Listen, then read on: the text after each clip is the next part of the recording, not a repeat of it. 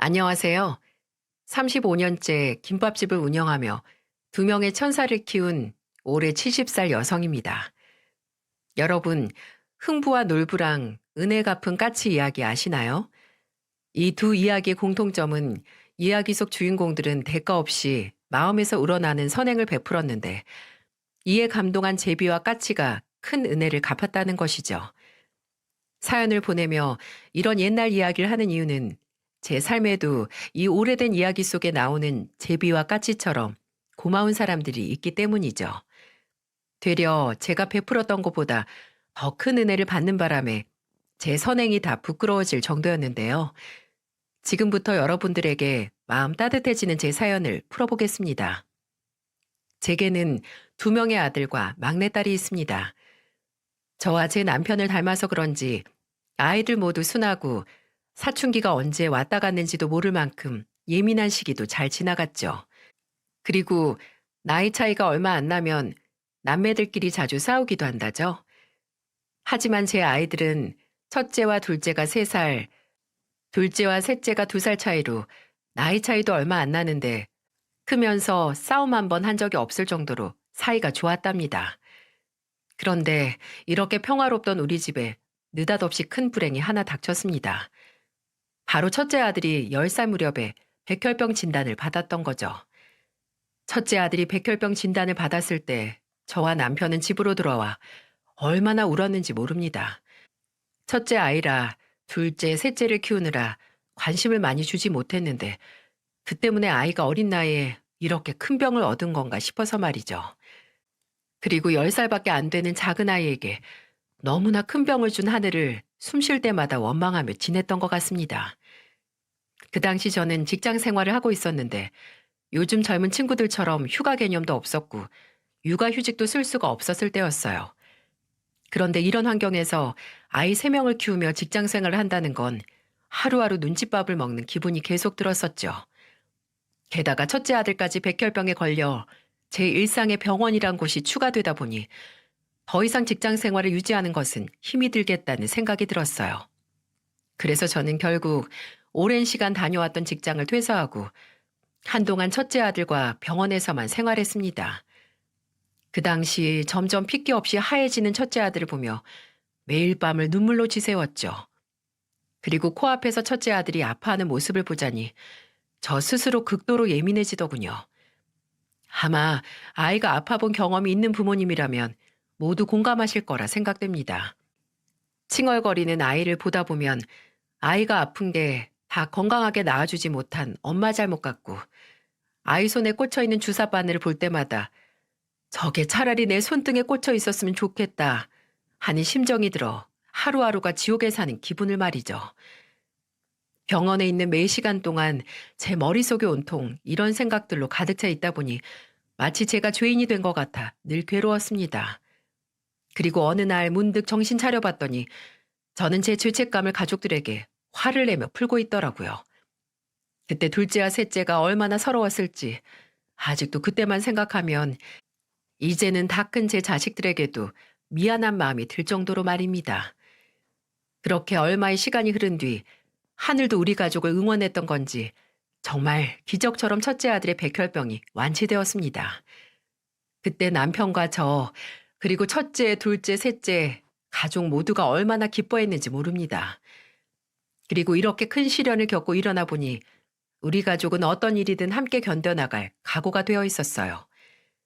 첫째 아들의 백혈병은 우리 가족에게 많은 변화를 일으켰는데 그중 가장 눈에 띄는 건 제가 회사원에서 자영업자 사장님이 된 거랍니다. 저는 원래도 아이들을 참 좋아했는데 힘이 넘치는 학생들을 보면 혹시나 우리 아이들도 아프지 않고 더 건강히 자라진 않을까 하는 마음으로 초등학교 앞에 김밥집을 차렸습니다. 주 메뉴는 김밥이었지만 떡볶이, 튀김 순대 등 학생들이 딱 좋아하는 음식들로 가득 찬 분식집이었죠. 일찍부터 애들 등교시키고 김밥집 여는 게 여간 어려운 일이 아니었지만 제게는 활력소가 있어서 가능했습니다. 바로 학교 끝나는 종소리가 들리자마자 여기저기서 뛰어나와 몇백 원짜리 떡볶이 한 컵을 들고 좋아하는 아이들을 볼 때였죠. 그 모습을 보고 있자면 제 하루의 피로가 다 풀리는 듯 했어요. 그렇게 한자리에서 10년 정도 김밥집을 운영하고 있었을 때 어느 날 손을 꼭 잡은 한 남매가 눈에 들어왔습니다. 처음에는 우연이겠거니 했는데 평일 내내 같은 시간에 나타나 같은 장소에서 제 가게를 빤히 쳐다보는 게 아니겠어요? 하루는 가게 마무리를 도와주려고 남편이 김밥집으로 오던 길에 남매를 발견했고 제 이야기를 기억했던 남편이 남매에게 말을 걸려고 했는데 후다닥 도망을 갔다고 하더라고요. 내게 무슨 할 말이 있는 건가 싶기도 했는데 집에서 기다리고 있을 자식들을 생각하니 조금이라도 빨리 서둘러야겠다는 생각이 들어 먼저 다가가 볼 생각은 하지 못했던 것 같네요. 그렇게 또 며칠이 흐르고 유독 비가 많이 오던 날이었습니다. 원래 그날은 학교에서 소풍을 가기로 한 날이었는데 비가 너무 심하게 와서 아침부터 취소가 됐었죠. 소풍 날을 미리 알고 있었던 저는 그날 아침 많은 양의 김밥을 준비해 놨었는데 소풍 취소로 인해 김밥들이 남은 채 그대로 있었죠. 저는 그 김밥들을 보며 집에 가서 애들 주면 되겠다라고 생각했고 어차피 손님도 없는데 빨리 집에나 들어가야겠다면서 가게를 정리하려 했습니다. 그런데 그때 어김없이 같은 장소에 서 있는 남매를 발견했어요. 그런데 웬걸? 오늘은 그 남매가 저희 가게로 걸어오는 게 아니겠어요? 남매가 제가 있는 가게로 한 걸음 한 걸음 다가올 때 저는 아이들의 모습을 보기 위해 유심히 살펴봤습니다. 그리고 아이들이 가까이 다가올수록 남매가 입고 있던 옷이 제 눈에 확 들어왔죠. 아이들을 보고 있자니 부모가 옷을 잘 안 빨아입히는지 꾀재재한 옷에 머리는 대체 언제 감았고 세수는 언제 한 건지 말이 다 안 나오더라고요. 남매가 점점 다가와 제 바로 앞에 섰을 때 오빠로 보이는 아이가 제게 이런 말을 하더군요. 안녕하세요, 아주머니. 혹시 저 김밥들 남은 건가요? 어? 어. 오늘 학생들이 소풍 간다고 해서 잔뜩 싸놨는데 비가 많이 와서 소풍이 취소되는 바람에 그대로 남았지 뭐니. 아, 그럼 저건 더 이상 안 파시는 건가요? 그렇지. 오늘은 더 이상 손님도 없을 것 같아서 나도 일찍 정리하고 들어가려고. 그런데 무슨 일이니? 제 질문에 한참이나 아무 말 못하고 땅만 보던 남자아이가 무언가 결심한 듯 양손으로 주먹을 꽉 쥐더니 제게 말하더군요.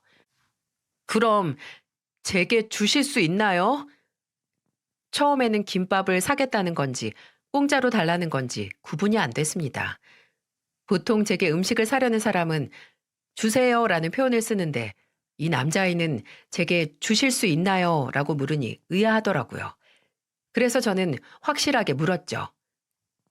이 김밥을 그냥 달라는 거니? 네. 혹시 남아서 버리시는 거면 제게 주셨으면 하고요.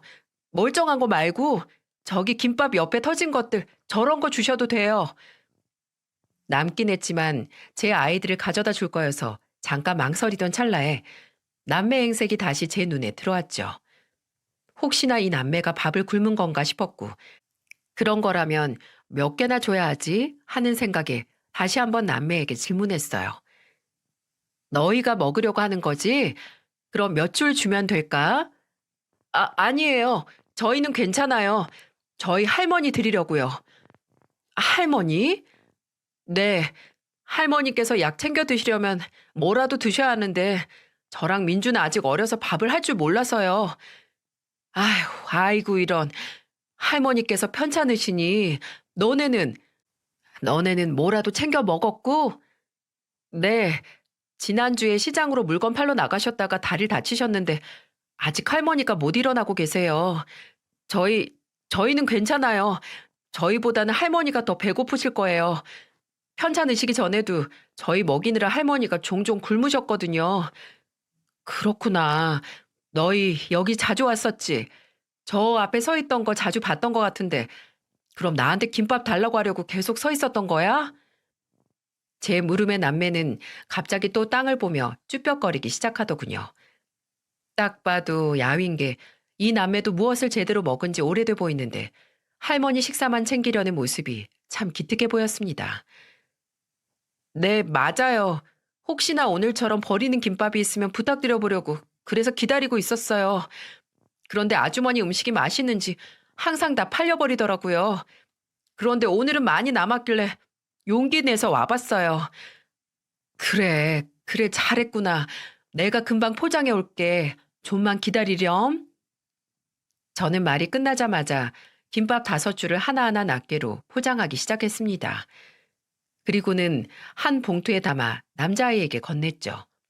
그런데 남자아이가 이렇게 말하더군요. 아주머니, 저는 정말로 한 줄이면 돼요. 한 줄로도 너무 감사한걸요. 이렇게 많이 가져가는 건 제가 죄송해서 안 될 것 같아요. 어? 아니다 얘야. 어차피 네가 오지 않았으면 팔지도 못하고 다 버렸어야 하는걸. 내가 아침부터 힘들게 산 건데 네가 가져가서 할머니랑 동생이랑 맛있게 먹어주면 그게 이 아줌마한테는 더 좋은 거 아니겠니?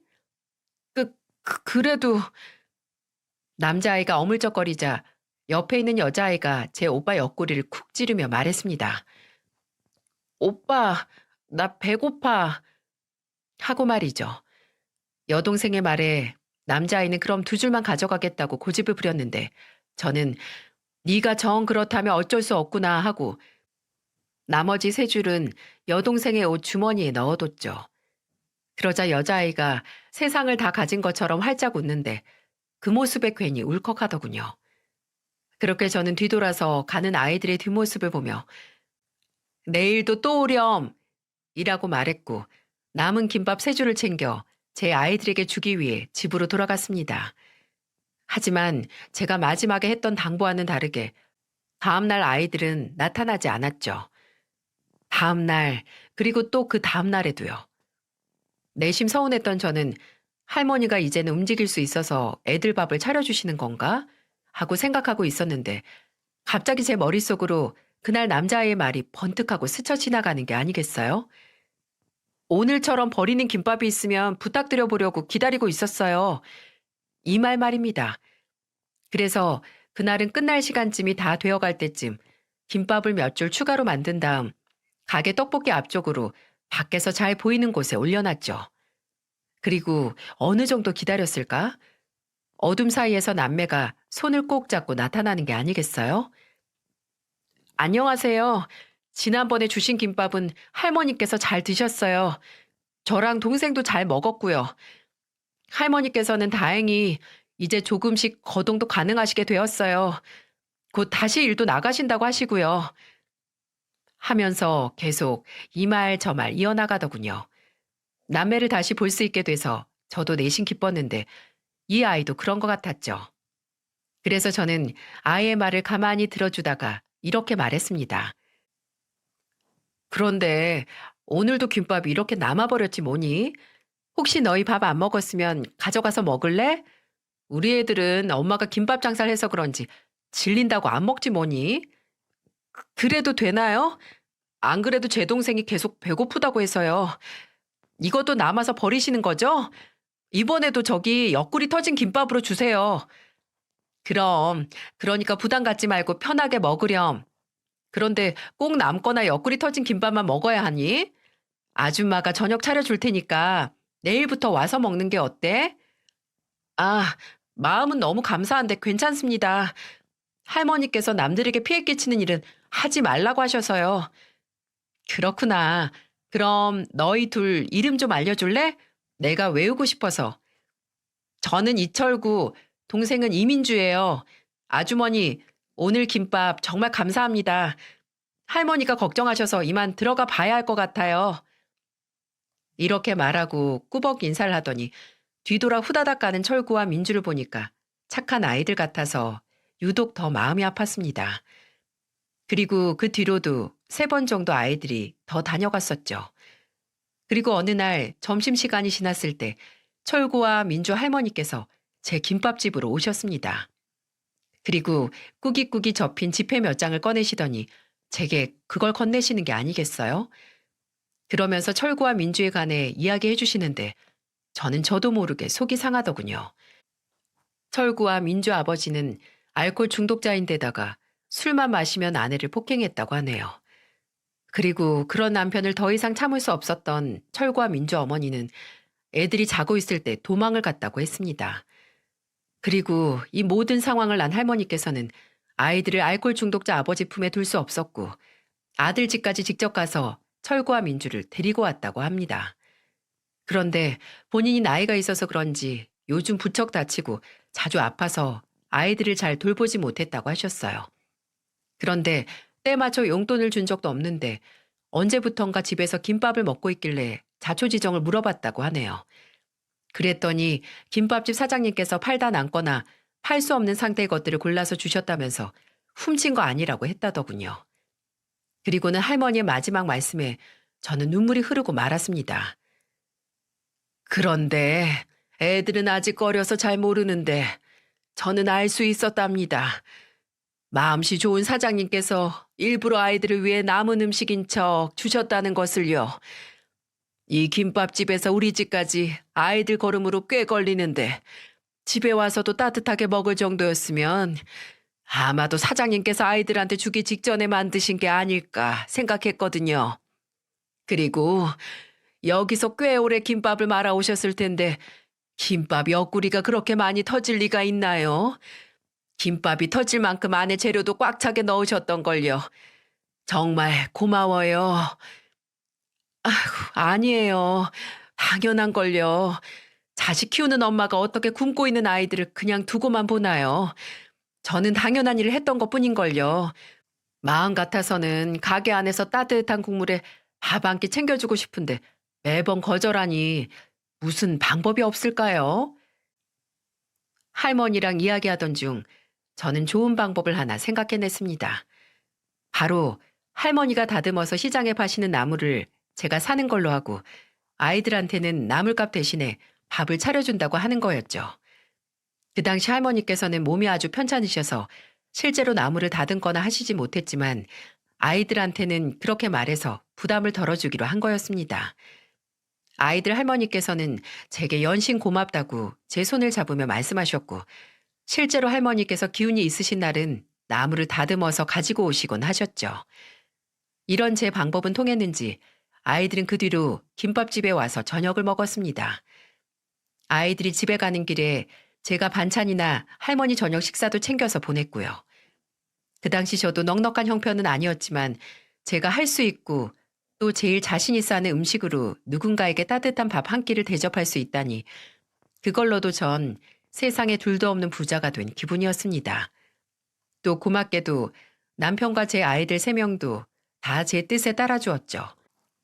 그렇게 남매에게 밥을 해준 지 언 6년 정도 되었을 때, 그러니까 철구가 15살, 민주가 13살 되던 해 할머니께서는 돌아가셨습니다.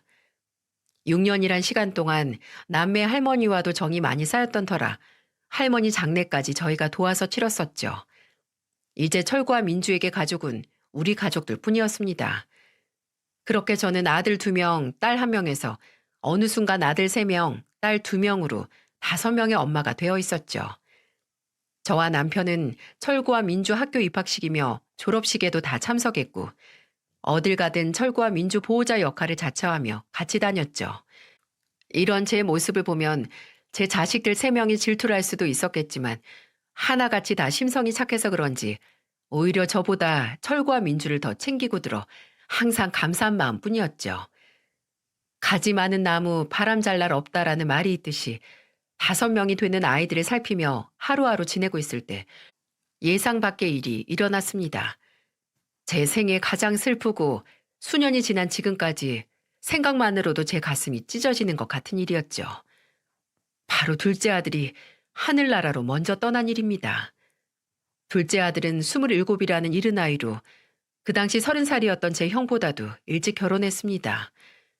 둘째 아들이 데려온 며느리는 당시 32살이었는데 아들과는 5살 차이였죠. 너무 이른 나이에 아무 준비 없이 결혼 생활을 시작하는 것 같아 저와 남편은 반대했어요. 하지만 자식이기는 부모 없다고 결국 저희가 백기를 들었고 결혼식은 진행되었죠. 그런데 웬걸?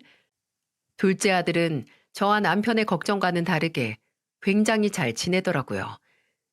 저랑 남편 앞에서 말 그대로 깨가 쏟아질 정도로 붙어있는 바람에 저희가 아유 징그러우니 좀 떨어져라 하고 장난을 칠 정도였으니 말입니다.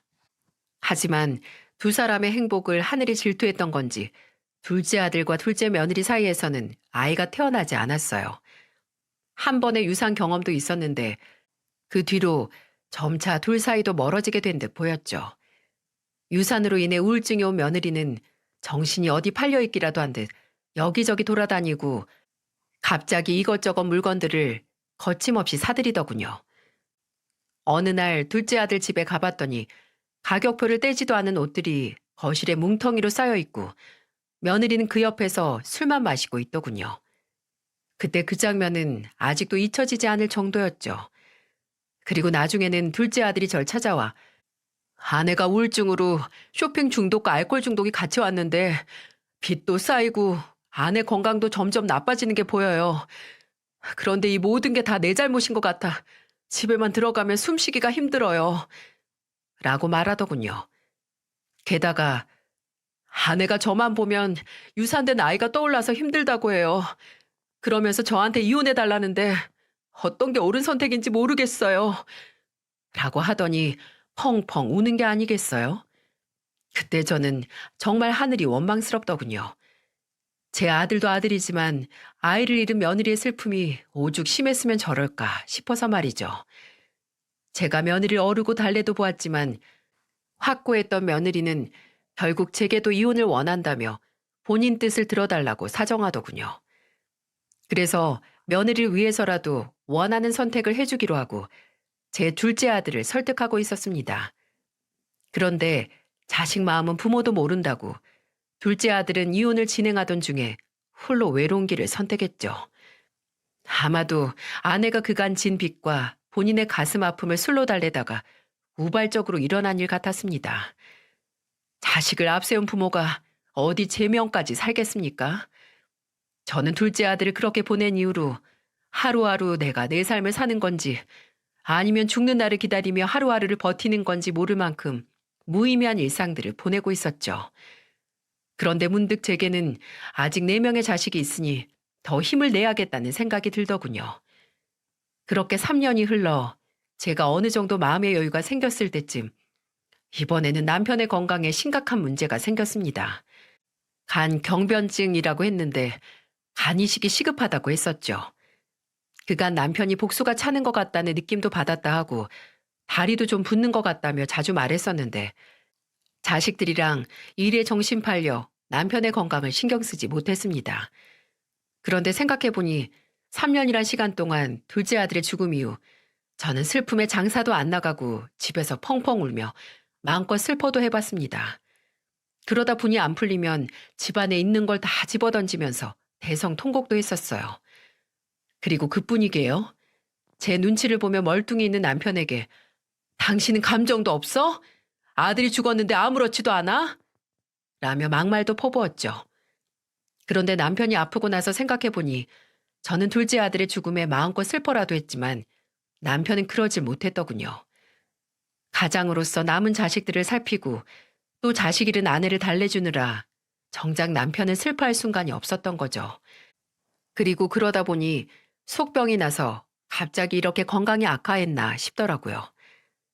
참, 제가 나쁜 아내죠. 자식을 잃었는데 어찌 아빠라고 아무렇지 않을 수 있었겠습니까? 이 착하고도 바보 같은 사람은 그저 속으로만 울고 있었던 건데 그걸 모르고 그렇게 막말해댔으니 당연히 아프고도 남았겠죠. 그래서 저는 당시 아무 생각도 하지 않고 오로지 남편 건강에만 신경 썼던 것 같아요. 남편에게는 간 이식 외에는 다른 방법이 없었는데 첫째 아들은 원체 몸이 좋지 않았던 터라 간 공여자로 부적합했고 저와 딸은 남편과 혈액형이 달라 무리가 있었죠. 요즘은 혈액형이 달라도 가능하다고 하던데 그 당시에는 힘들었거든요. 그리고 혈액형이 같고 건강했던 둘째 아들은 3년 전에 하늘나라로 가버려서 저희에게는 희망이 없었죠. 그런데 그때 철구가 남편과 제가 있던 병실문을 열고 들어와서 이런 말을 하는 게 아니겠어요? 아저씨, 몸은 좀 어떠세요? 아저씨, 제가 생각 많이 해봤는데 저도 공여자 검사 해보려고요. 아저씨랑 아주머니 덕에 저랑 민주 이렇게 잘 컸는데 저도 꼭 보답하고 싶어요. 아니다, 철구야. 내가 어떻게 네 간을... 아니야. 아저씨, 제가 이렇게 잘 큰 건 다 아저씨랑 아주머니 덕분이라니까요. 제가 친가족이 아니어서 거절하시는 거예요? 만약에 그렇다고 하면 저 너무 서운할 것 같아요. 그러니까 저 서운하지 않게 제 뜻 받아주세요. 라고 말이죠. 정말 생각지도 못한 철구의 이야기에 저랑 남편은 그 자리에서 철구를 끌어안고 펑펑 울었습니다. 10살도 채 되지 않았던 아이가 언제 이렇게 성인이 돼서 그간 은혜를 갚겠다며 그 큰 수술도 괜찮다고 하는 건지 정말 감사하고 또 감사할 따름이었습니다. 또 공여자 검사에서 수술이 가능하다는 통보를 받았을 때 저랑 남편보다 더 기뻐하는 철구를 보며 세상에 이런 천사가 또 어디 있을까 싶더라고요. 그리고 그날 밤 저는 남편의 병실에서 창밖을 보며 하늘에 계시는 철구 할머니께 오랜 시간 눈물로 감사하다며 인사를 했죠. 남편이 가족이 아닌 철구에게 간 이식을 받는 과정은 꽤 까다롭고 복잡했습니다. 남편과 철구가 어떤 관계인지 얼마나 오랜 시간 동안 관계를 유지했는지를 증명했어야 했었죠. 하지만 다행스럽게도 저와 남편은 철구의 중학교, 고등학교, 또 대학교 입학식과 졸업식을 모두 함께 했던 터라 그 당시 찍었던 사진과 몇 가지 내용들을 더 첨부해 수술을 진행할 수 있게 되었어요. 수술을 마친 후 저는 철구에게 달려갔고 마취가 풀려 비몽사몽인 철구에게 말했어요. 철구야, 고마워. 다 네 덕이야. 모두 네 덕이란다. 이렇게 무사히 나와줘서 정말 고맙구나.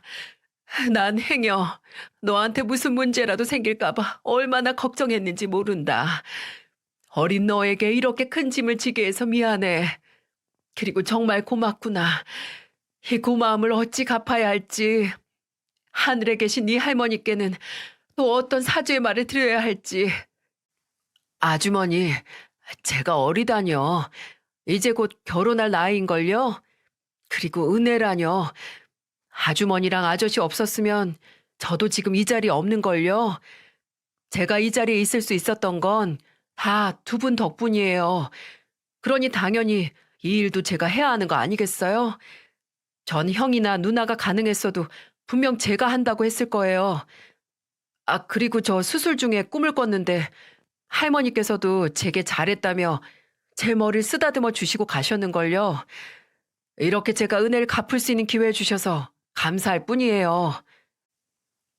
이렇게 말하고는 마취가 덜 풀렸는지 스르르 다시 잠드는 철구의 얼굴을 저는 하염없이 만졌습니다. 그리고 자는 철구 위에 고마워, 고마워 철구야 라고 속삭였죠. 그렇게 철구 덕에 제 남편은 두 번째 삶을 살아갈 기회가 생겼습니다. 그리고 철구와 민주는 어렸을 적부터 입버릇처럼 저희는 아주머니 아저씨처럼 꼭 누군가를 도와주는 삶을 살고 싶어요. 그리고 할머니도 꼭 그러라고 하셨고요. 그게 두 분께 받은 은혜를 갚는 거라면서 말이죠. 저희는 최대한 많은 사람을 도와주는 것이 꿈이에요. 라고 말하곤 했는데요. 그 꿈을 이루기 위해서 그랬는지 철구는 소방관, 민주는 간호사가 되었습니다. 저로 인해 꼬마 같던 아이들이 누군가를 도와줘야 한다는 큰 꿈을 꾸고 그로 인해 본인들의 미래까지 결정하는 모습을 쭉 보고 있자니 괜히 제가 다 뿌듯하곤 했었죠. 그리고 철구는 소방관 일이 딱 천직인 듯 했습니다.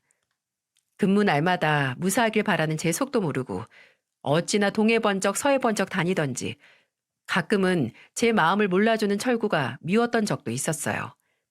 그런데 그때마다 아주머니가 저 어렸을 적에 워낙 잘 먹여놔서 제가 동료들보다 힘이 몇 배나 더 센 걸 어떻게 해요?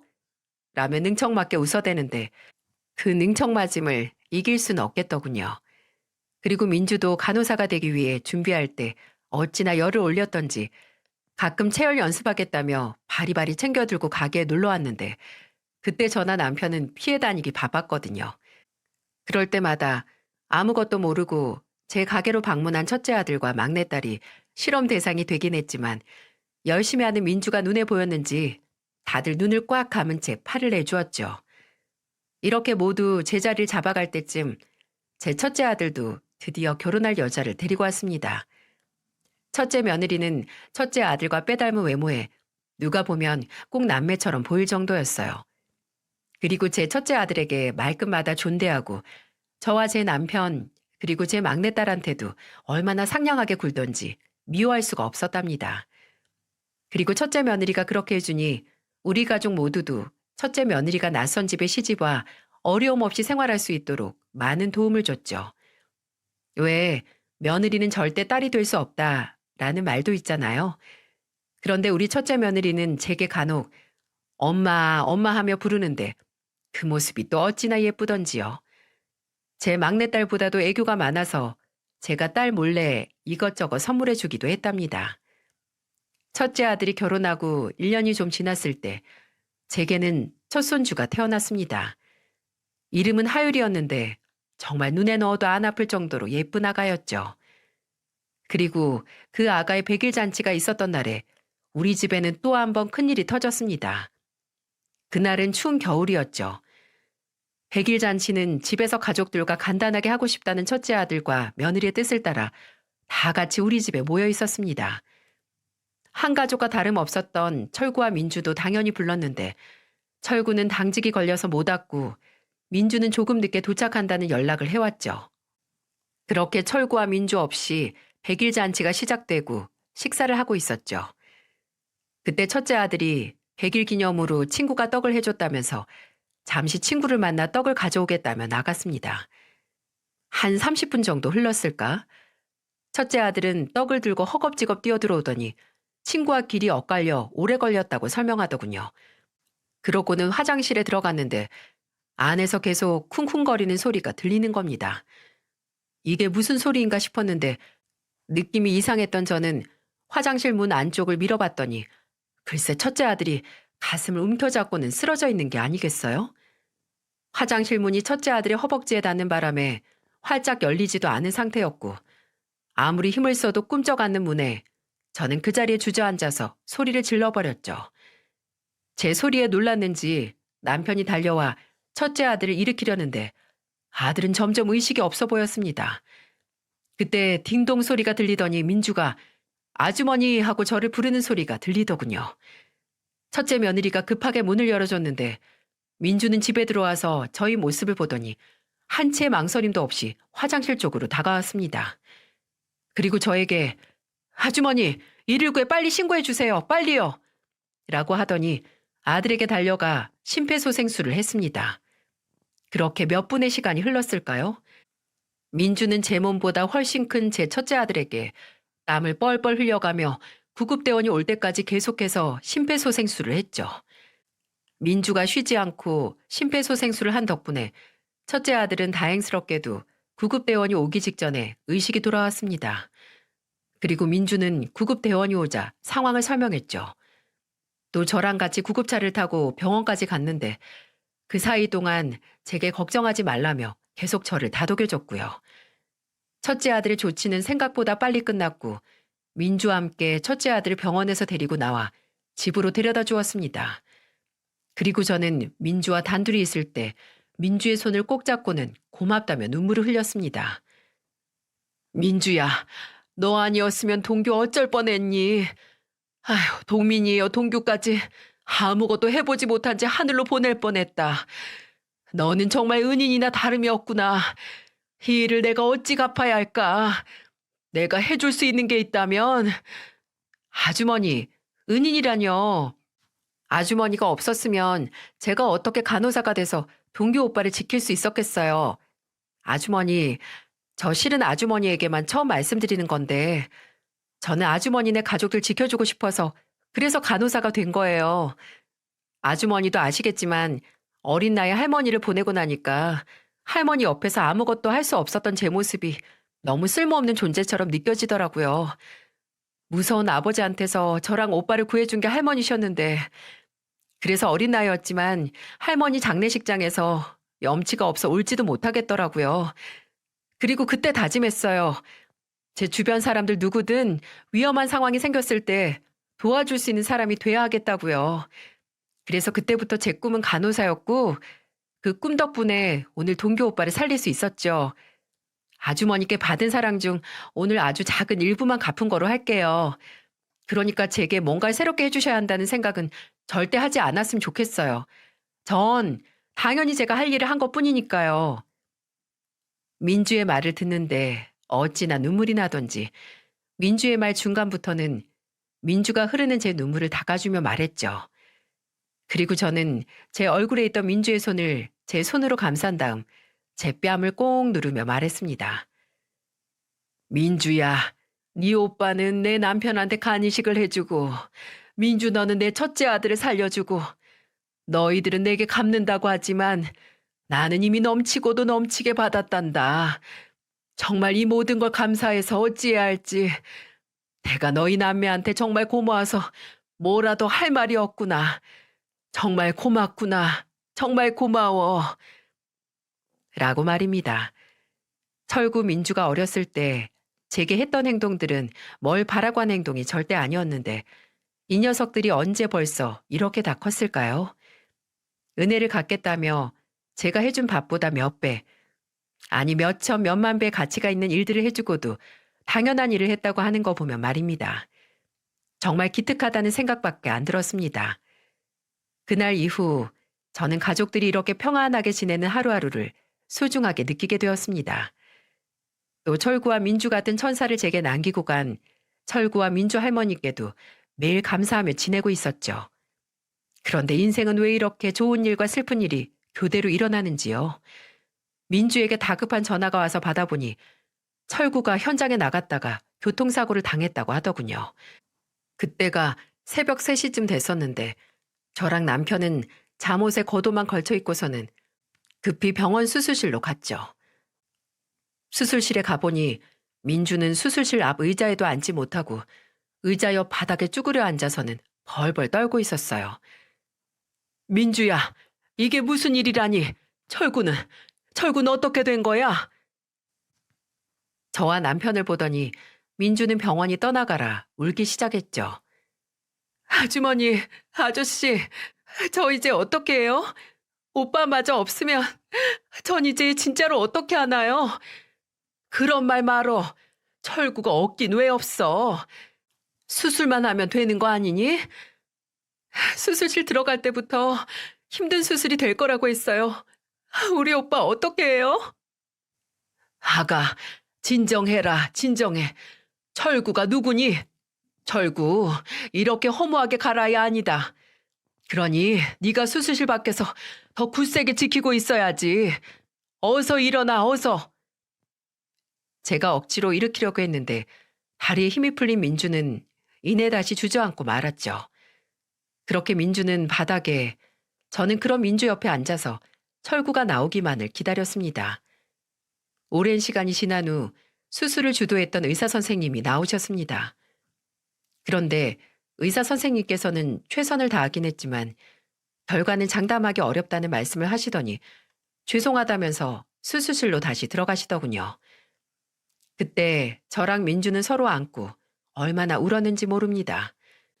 그저 누군가를 도울 수 있어 그 하나면 힘든 일은 아무것도 없다는 아이였는데 그런 아이가 소방관이 된 지 몇 년 되지도 않아 이렇게 큰 사고를 겪다니 가슴이 미어지듯 아파져 왔습니다. 소방관이 된다고 했을 때 제가 말렸어야 했을까요? 아니면 저로 인해 소방관이라는 꿈을 꿨다는 아이에게 애초에 처음 만났을 때 김밥을 주지 말았어야 했을까요? 상황이 이 지경이 되니 저는 철구에게 처음 아는 척을 했던 것부터 철구에게 방금 만든 김밥을 팔다 남은 걸로 속이고 준 거, 그리고 할머니와 입을 맞추고 매 저녁 식사를 줬던 거, 그렇게 해서 결국 철구도 남을 돕는 일을 선택하게 만든 것까지 모두 다 제 잘못인 것 같더군요. 저 때문에 이 착한 아이가 세상을 이리도 빨리 떠난 게 아닌가 싶어서 말입니다. 이런 제 생각이 머릿속에 맴돌고 제가 죄책감에 시달려 온몸에 맥이 다 풀릴 때쯤 우리 철구는 뇌사 판정을 받았습니다. 참 그때 심정은 말로 다 할 수가 없더군요. 좋은 일을 하고 남을 위해 살고 또 남의 목숨을 구하며 사는 사람에게는 여러 개의 목숨을 줘도 될 텐데 말입니다. 우리 철구를 이렇게도 허망하게 데려간 모든 것들이 다 미워지더군요. 그리고 저는 병원에서 또 한 번 대성통곡을 하고 말았습니다. 바로 철구가 뇌사 판정을 받은 이후 민주가 제게 와서 했던 말 때문이었죠. 아주머니, 철구 오빠가 살아있을 때 장기기증 희망 신청을 했어요. 그래서 그 절차에 맞게 장기기증이 진행될 거예요. 뭐? 그건 또 무슨 말이니? 장기기증? 네, 평소 오빠의 뜻이었어요. 저도 함께 신청되어 있고요. 저는 오빠 뜻대로 해주려고 해요. 오빠는 본인이 소방관이 되어 어려운 사람 한 명이라도 더 돕고 싶다고 했는데 이렇게 오빠 하늘나라 가기 전에 여러 사람을 구하고 가니까 오빠 뜻이 이루어지는 거겠죠? 말이 채 끝나기도 전에 훌쩍거리던 민주는 말이 끝난과 동시에 눈물을 뚝뚝 떨어뜨리기 시작했고 저는 아무 말도 하지 못한 채 그래, 철구 하고 싶은 대로 다 해주자. 마지막 가는 길, 그게 철구 뜻이라면 우리는 따라줘야지. 라고 말하고 민주의 등을 쓰다듬어 주었습니다. 그렇게 우리 철구는 4명의 환자에게 새 삶을 선물하고 영영 볼 수 없는 곳으로 떠나버렸어요. 항상 누군가를 돕는 게 본인의 사명이고 살아가면서 제일 뿌듯하다고 말했던 착하디 착한 아이였는데 마지막 가는 길까지 그 뜻을 이뤘으니 하늘에서도 마음 편히 있을 수 있겠죠. 그리고 철구와 작별 인사를 하고 1년이 좀 넘은 오늘은 바로 민주의 결혼식 날이었습니다. 민주는 제 오빠만큼이나 훌륭한 신랑감을 데려왔었는데 그 덕분에 저와 남편은 아무 걱정 없이 민주를 보낼 수 있었지요. 부모가 없는 민주를 대신해 민주 예비시댁에 양해를 구한 뒤 저와 남편이 상견례도 나가고 오늘 결혼식에서는 혼주석에도 앉았습니다.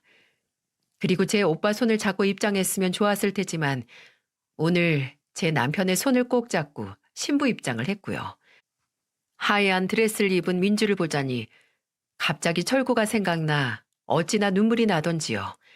그래도 민주를 축복해주는 날이니 눈물은 최대한 참자 하고 버티고 있었는데 저는 예식의 어느 한순간 눈물이 터져버렸습니다. 바로 양가 부모님께 인사할 때였죠. 민주와 민주 남편이 제게 인사를 하고 그런 민주를 제가 안아주는데 민주가 제게 이런 말을 하더군요. 고마워요, 어머니. 라고 말이죠. 그때 저는 그래 내 딸아. 꼭 행복하게 잘 살아야 돼. 라고 했는데 저와 민주 그리고 저희 대화를 듣던 남편과 민주 남편마저 결국 울음바다가 되고 말았습니다. 그리고 그렇게 눈물의 결혼식이 끝난 후 저는 마치 막내딸을 시집 보내는 기분이 들더라고요. 그래서인지 괜히 서운하고 허전하기도 하고 또 이렇게 잘 키워 결혼까지 시켰다는 감정이 북받쳐 올라 눈에는 하루 종일 눈물이 고여 있었어요. 그리고 어느 정도 제 마음을 진정시킨 후 이렇게 제 딸아이를 통해 사연을 적고 있습니다. 저는 평소에도 일기를 많이 쓰는데 오늘 문득 혼자 일기장에 자필로 적으니까 우리 철구가 듣지 못하는 건 아닐까 하는 생각이 들어서 말입니다.